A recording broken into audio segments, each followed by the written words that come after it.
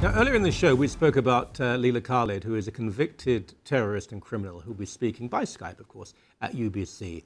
I do believe in freedom of speech. I think there are some natural, inevitable limitations to it. But if you are a criminal, if you have indulged in violence, deadly violence, there are some issues. Obviously, there's a context here of public safety. If you haven't broken the law, though, I mean, you should be allowed to speak in this country. Pam Geller. Pamela Geller has been not regular, but a frequent guest on this show. I spoke at one of her conferences down in Dearborn, Michigan as well.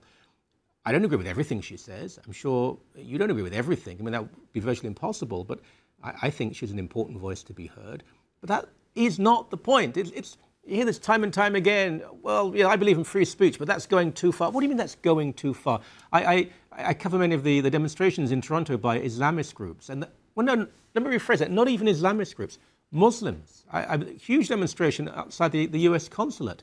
Many, in particular, Shia Muslims from Pakistan and India, actually. And they were saying, yes, we believe in freedom of speech, but you don't have a right to criticize the Prophet Muhammad. Well, that's not freedom of speech, is it? Pamela Geller, invited to speak in Toronto. She'll be on the show. She's going to come here in a couple of weeks' time. If you don't like what she says, don't go. If you don't like what she says, go along and ask her difficult questions. But, as always, the attempt now has been made to silence her and prevent her. Meir Weinstein, National Director of the Jewish Defense League in Canada. This came out last night. We immediately got you on the show. And I was incredulous. The man who was to host her, Rabbi Mendel Kaplan, who's a wonderful man and a friend, he's been on this show several times.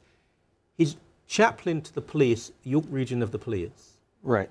They visited him and said, if you host her, we're firing you? Essentially, that's what they said. That we had a meeting just before 6 o'clock at the synagogue, myself and a couple of other people from the Jewish Defense League, and he told us what happened at a meeting that happened earlier that day with the police.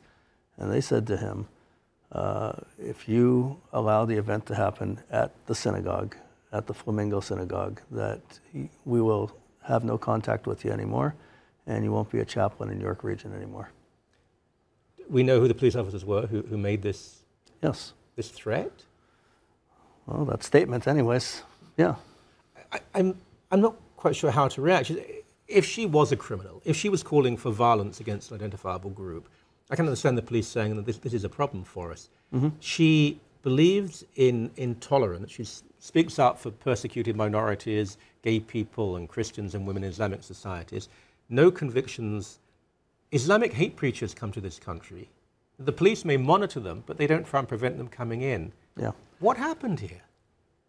An Islamic group approached the police, or some Islamic groups approached the police. We don't know the identities, and the police didn't divulge. And they said, we don't want this person, Pamela Geller, coming here, and appealed to the police to prevent her. And the police went to the rabbi, just like I said, and forced him to pull out, hanging this threat over his head. And he has decided that... Yeah, he doesn't want to compromise his position as a chaplain.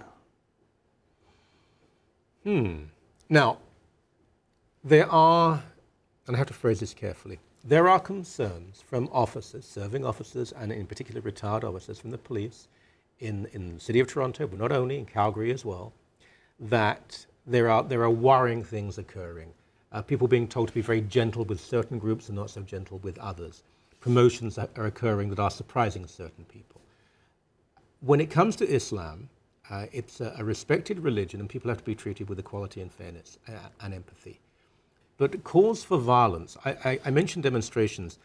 There are posters calling for nation states to be destroyed. The most horrendous, hideous things. Calls for people to be executed.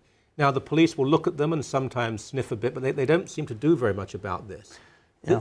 But here we have, and look, if we've got this wrong, there's a chair there for the police to come on, and I think they should. They're public servants. They're our servants to tell us what happened. But it seems that they were influenced by Muslim groups. Thus, they pressurize a very good man, a rabbi, unless you prevent freedom of speech in your synagogue, you're no longer the chaplain. A block away from the synagogue is an extremely large Islamic center, mosque and a school. It's a huge grounds on the west side of Bathurst, right around the 407. And in this place, they publicly say they have commemorative services annually, every year, for the Ayatollah Khomeini. You go on their website, you're connected to radical Islam in Iran, you're connected to Lebanon, to the Hezbollah, to speeches by Nasrallah. They have events where they invite politicians, they give out plaques, and they give out plaques to police, high-ranking police officers. Former police chiefs were there. You know, I think the police are turning a blind eye to who we should really keep an eye on and trying to threaten people who want to do something about a problem that exists. The most recent examples of terrorism, when they nabbed the people who wanted to blow up via rail and what just happened in Boston, this doesn't happen in a vacuum. There are organizations that openly preach this. There are groups here in Canada and the United States that are totally affiliated with the Muslim Brotherhood, with radical Islam, with Iran, and they preach violence and death. And in the Middle East, you turn on Al Jazeera, you'll see what goes on in these countries.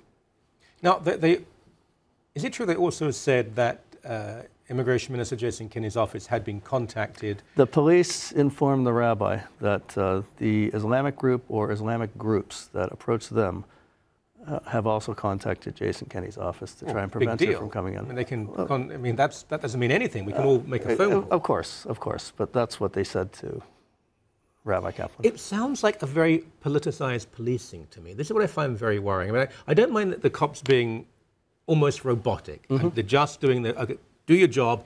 I don't care right or left. You get in my way, you're in trouble. Okay, but it sounds here as though they're actually taking a position and taking a side and taking a point of view politically. It's outrageous, completely incomprehensible. We live at a period of time when terrorism is running rampant, when organizations are calling for the death of all kinds of people in the name of Islam, when we had the most recent cases of terrorism here, home, in Toronto and Montreal and in Boston, and that the police should carry out the wishes of radical Islam to silence someone that wants to shine light and reveal what the problem is here in Canada. It's totally outrageous. You've lost that location. What are you going to do? Is it the 13th of May she's meant to be? It's Monday, May the 13th. Right. No, we got other locations that are going to be, it's not going to be a problem. The show's going to go on, no problem. You might not know the answer to this, but what would happen, for example, if Rabbi Kaplan even attended the event? Would he still be fired as chaplain? That's a good question. That's a good question. No, he's a good man, but to have that threat, intimidation is, again, it's completely outrageous. Completely. I'm mystified. Police chiefs have spoken to Islamic conferences that are effectively fronts for the Brotherhood. Yes. Okay, she'll be on the show when she's here. We'll even promote this event because these people have to be told. They can't. I've seen this. Tariq Fatah was on the show earlier. I've seen the way Tariq has often been, not often, but sometimes been treated by the police. His concerns have been ignored. I've seen other forms of double standard. It's not just the Islamic community, but frequently so today. I've seen at demonstrations where on the Muslim or certainly anti-Israel side, there is abuse and anger, and the police seem to turn a blind eye. And then we'll have a demonstrator on the pro-Israel Jewish side, and that person is threatened. If you do this again, you'll be charged. If you do this again. So we'll have you back on the show. Thank you for being here.